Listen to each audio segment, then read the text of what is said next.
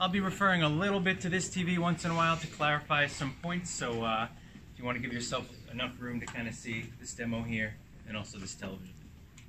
Alright, so my name's Bobby. How's everyone doing today? Good? Fine. Very good.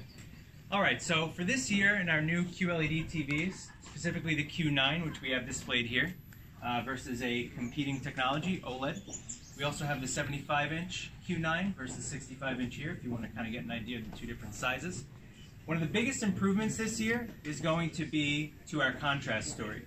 And what we've done is we've now incorporated a direct full array backlighting system into the QLED lineup. What this allows is for a couple of different benefits to the overall picture that QLED has. One of the benefits is obviously by having a direct full array backlighting system, we're able to achieve superior black enhancement, superior black levels by localizing the black level adjustment in darker areas, and also benefiting the brighter areas by being able to really focus where we highlight brighter areas. And with the new anti-blooming technology, we can ensure that we don't get that halo effect or blooming effect that you traditionally get with a direct full array backlighting system. So what would typically happen with a full array system is you've got multiple LEDs, however many there are behind the screen, and they cover some reasonable area of the screen. So you get this blooming effect if you have a small object covered by a large area on the backlight. We won't have that problem this year because of our new anti-blooming technology, which focuses the light more precisely on the screen, so you don't get that glowing effect around bright objects with a dark background. The other really cool thing is that we've got anti-reflection. So no matter where you're watching your television, whether it be in a dark room or a bright room, you're getting a more consistent picture because the room is not affected by the environmental brightness in the room. Typically, the brightness would hit the screen and affect the picture in some way, but with Samsung's anti-reflective screens on the Q9, we don't have that problem. So you can watch it in a bright room or a dark room and get consistent overall contrast and overall brightness. That being said, does anybody have questions about this portion of picture quality, our new direct full array backlighting system? Yes? I just wondered if that anti-reflection affects a curved TV. Obviously these are flat, so you're not making curved anymore. So on any curved models that also have anti-reflection, what it does is it doesn't necessarily get rid of reflection itself. It affects the way that reflection affects the picture. So typically in a bright room, if you have a TV with black levels like we have on this slide here, you'll have light hit the screen and that black level will kind of gray out, or colors will get a little bit washed out.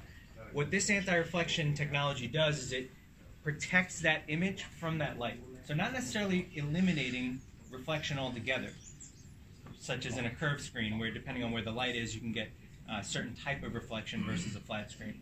But it will maintain that black level and maintain the color even though the reflections may still be visible. So better, more consistent color even in a bright room instead of that kind of washing out like our other TV technologies. Any other questions about the direct full array backlighting system? How many zones are you controlling there? We're not talking specifically about how many zones, but there are quite a few zones back there. Hopefully the picture quality will speak for itself in terms of black level adjustment. But this means that very small white objects can get halo. They are smaller than the zone size. Right, so typically that would happen, right? You would have something like a star in the sky and a black sky, and you'd have that one LED covering a pretty large area, much larger than the star itself.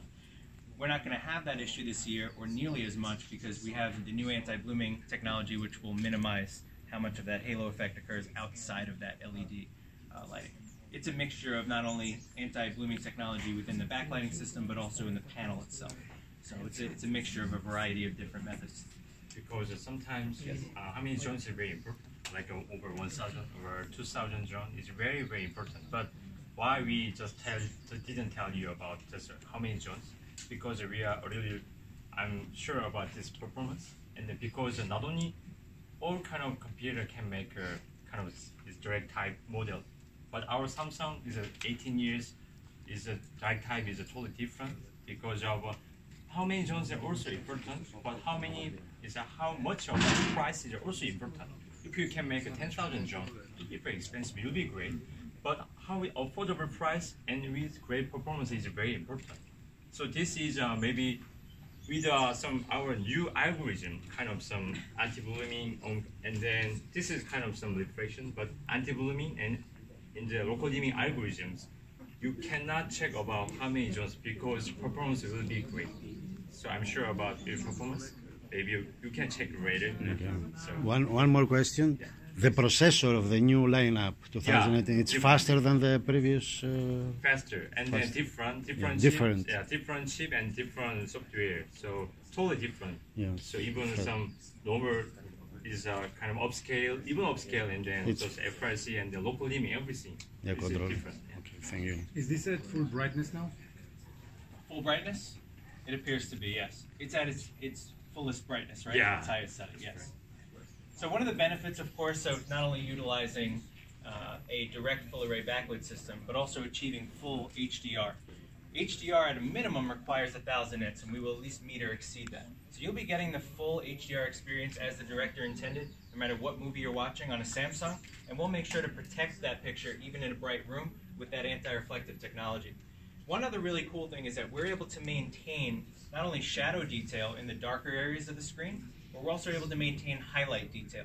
So whereas on some TVs, based on how they work and what brightness they're able to achieve, you might lose some color in areas because the TV can't produce those brighter separations of color and distinctly between various shades of red or blue or green. The other thing is you lose some highlight details. So the hairs down here in the tiger kind of get lost because the TV is trying so hard to be bright that it's actually washing out those bright areas. Samsung can still distinctly show not only shadow detail, which is important, but also show highlight detail, whereas other technologies might sort of blend that highlight detail. So you may think at first glance some technologies look great based on certain aspects of the picture, but if you're losing parts of the picture as it was intended to be seen, you're really losing part of the picture experience. So another aspect, of course, of QLED is the color technology it's based on, which is quantum dot. And this year, quantum dot still achieves 100% color volume.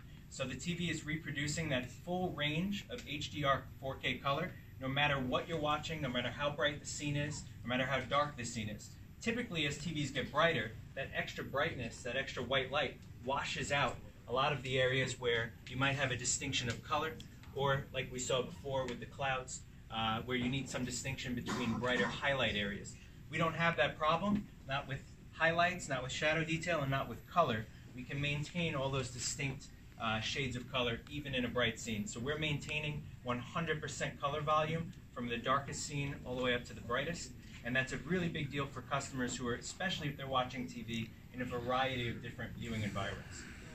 Quantum dot this year has been improved, so it is more efficient than last year. You'll get the same great 100% color reproduction with more energy efficiency. So that's another big deal for Samsung. So you're getting overall a better contrast experience with darker darks with great shadow detail, brighter brights with great highlight detail. You're getting the full HDR experience from the darkest darks to the brightest brights as the director intended, and you're getting 100% color reproduction no matter when and where you watch television. So really you're getting the full TV experience no matter where you watch it or how you watch it. Does anybody have any questions about the new quantum dot color technology or our full array backlighting system that we spoke about before? Yes? A lot of your competitors at CES were talking about LUTs and bigger LUT tables and all those crazy words. How does your technology compare to that? That's a great question, and I'm going to hand that over here. Compared to other QLED. A lot of your competitors have gone with bigger LUT tables.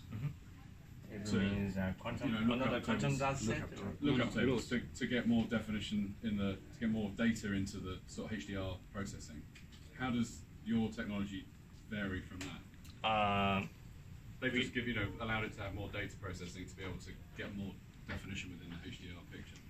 Yes, that's right. We still same as that kind of performance, and then we have many tables, many very difficult. But we are saying about 3 years ago is the first time to make HDR content.